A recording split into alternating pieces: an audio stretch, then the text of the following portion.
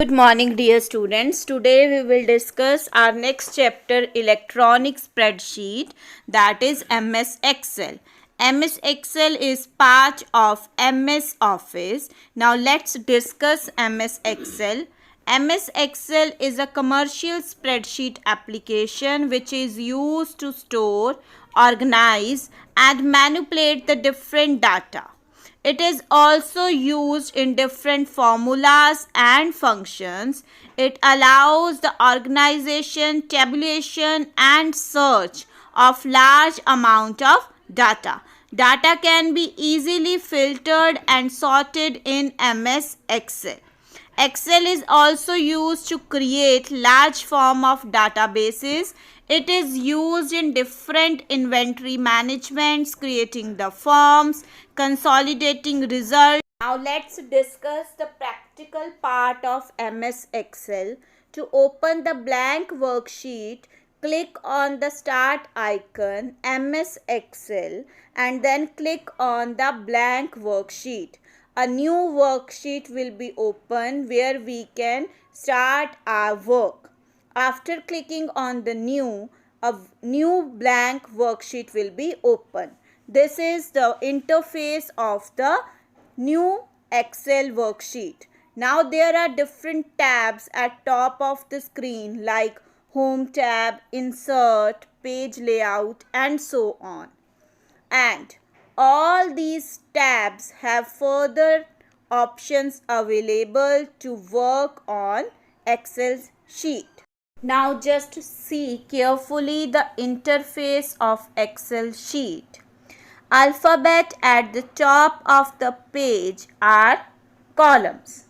Columns are vertically presentation of Excel sheet. And if we click on the numbers, then these are rows. Rows are horizontal presentation of any Excel sheet. Excel sheet is basically made of rows and columns, and rectangular boxes is known as cells. That is, intersection of row and columns is called a cell. And every cell has a unique address which is known as cell address or cell reference. Like now if I click on this cell, this address is E6. And accordingly when I click on different cells, the cell address like this is D7. So cell address is combination of column name and row name. Wherever we click, right? Wherever we click on Excel sheet, that cell is a active cell and we can type on it. The another important thing is cell range.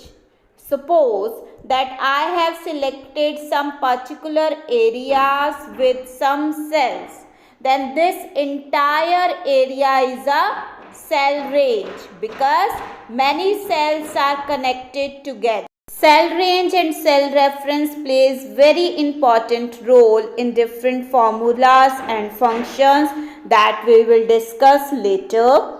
Now if I discuss about what is actually the range, what is the cell address of range. So as I have selected 8 cells, now the first cell address is A6.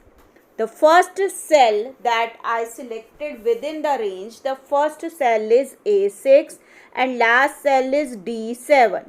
So the cell range will be from A6 colon D7. A6 will be the first cell address and D7 will be the last cell address. Now our next topic is to create a new worksheet. We can create a new worksheet by clicking on the file option new and new spreadsheet. The shortcut to open a new spreadsheet is Ctrl+N, and if I want to open the file that I have already saved, then the shortcut is Ctrl+O, or I can click on the open and then click on the file that I have already saved. The next thing is to save a file. If I want to save my file for the future reference, what I can go for, I will click on the save option. A dialog box will open and then I will save that particular file with the name according to my convenience, and then I can open it for my future use.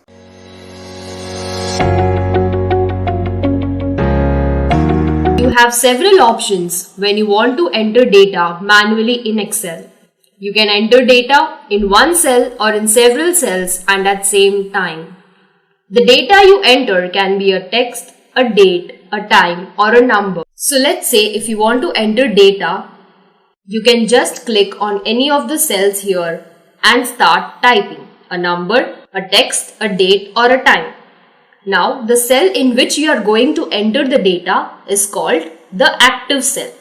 You can notice that when I select the cell for typing, it shows that the cell is ready for entering the data. Let's say I type in a number 1 here. When you enter the data, it will reflect in your formula bar as well. Now, if you want to go to another cell, you can either select the cell or press the down arrow key to move to the next cell. Once you move to the next cell, you will notice that by default, Excel aligns the number to the right side of the cell. Now, let us understand how Excel understands the text, date and time. When I type a text here, say I type Excel and press enter, you will notice that text gets aligned to the left side of the cell. If I enter a date and time, let's say I enter 1st of September 2020 and I enter a time as 10 AM. So, you will be quite surprised to note that the date and time are aligned towards right of the cell because Excel stores the date and time in number. Hence, by default in Excel, the numbers are aligned to the right side of the cell and text to the left side of the cell. That's how you can enter data in Excel. Now, what if you want to modify the data? Let's say instead of Excel, you wanted to type Excel in Excel. So to do that, double click on the cell which you want to edit or press F2 key to enter the edit mode. If only F2 isn't working, you can use the function key, that is the Fn key and the F2 key to enter the edit mode. You will notice a blinking cursor which indicates that the cell is ready to get edited. Now let us add the words in Excel. So basically we wanted to type Excel in Excel. You can also do this by going to the formula bar and editing here. So once you are in editing mode, Excel will show you the edit in the lower left corner of the Excel program. So let's say if I want to calculate the total turnover earned, what would I do in any normal case is start with an equal to symbol, select the cell I want to add, insert an addition symbol, select the next cell, and again insert an addition symbol, again select the next cell, insert an addition symbol, and this takes a lot of time and efforts. So Excel has a very simple formula for us, that is the sum, which makes our calculation much easier. So let's see how to use the sum function. So to calculate the total turnover, start with an equal to sign, type in the formula sum. By the time you start typing, you can see a lot of options available here.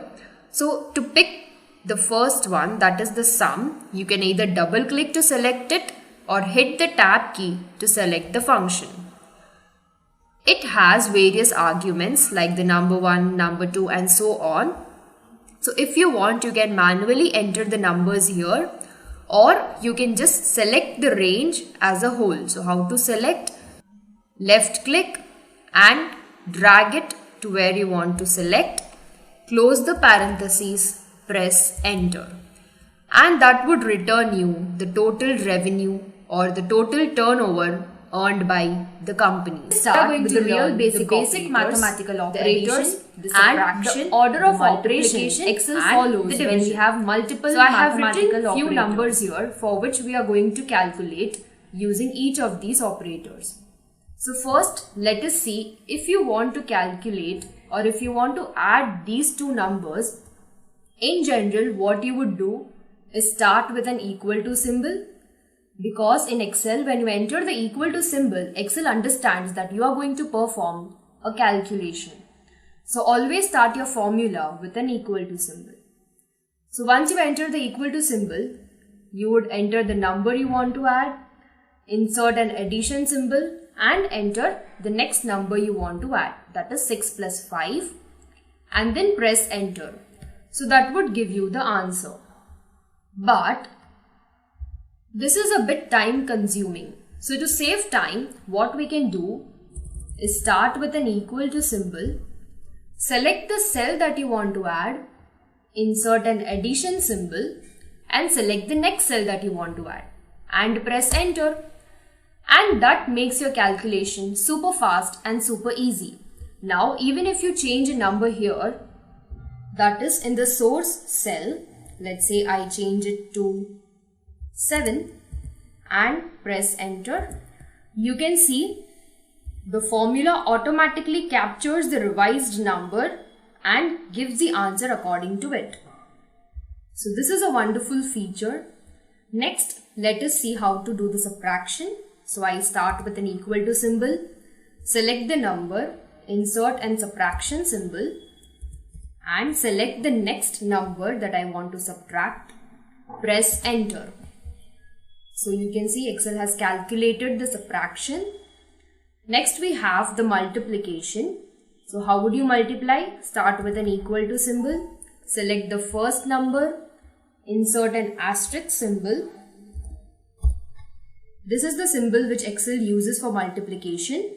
Select the next number you want to multiply, press enter, and you get the answer for your multiplication.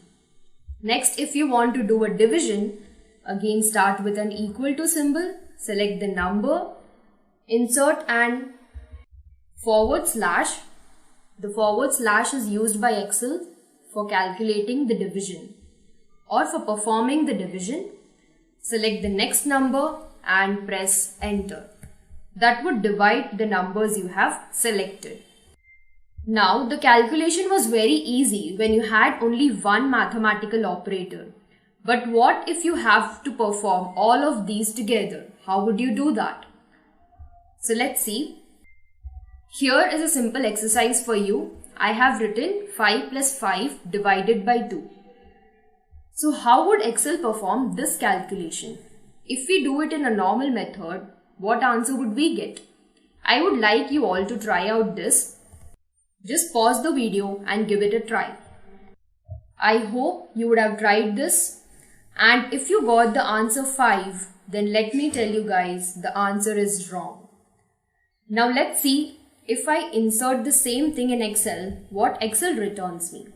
So I start with an equal to symbol. I write 5 plus 5 divided by 2 and press enter. You can see Excel has returned 7.5. Now you would wonder, like, how has it calculated and returned 7.5? Because normally if we do 5 plus 5 is 10 and divided by 2, it should give me 5. But Excel has returned 7.5. So let me tell you, the order of operation that Excel follows is the PEMDAS rule or the BODMAS rule, which you would have learnt in your school days. The PEMDAS is also called the PEDMAS rule because switching between multiplication and division does not give a different result. So this was earlier known as BODMAS rule. Now let us understand what this abbreviation means. So first, operations that are in parenthesis are done first. So you can see it calculates the brackets first. And if there are any nested brackets, that is bracket within bracket, then the innermost bracket will be calculated first. Next, it calculates the exponent, followed by multiplication or division, whichever comes first in calculation. And lastly, the addition or subtraction, whichever comes first from left to right. Now, let us get a level deeper and understand this. So I would want you all to try this using the PEMDAS rule. If you have tried this and if this seems difficult, let us do it together. So now, let us follow a step-by-step process in understanding. So first, it always calculates the parenthesis as we learn. So 4 plus 4 represents 8. Then it must calculate the exponent next. So 3 power 2 would represent 9. Next, the multiplication or division, whichever comes first. So in this sequence, the division comes first. So 4 plus 4, we calculated 8. Divided by 2 represents 4.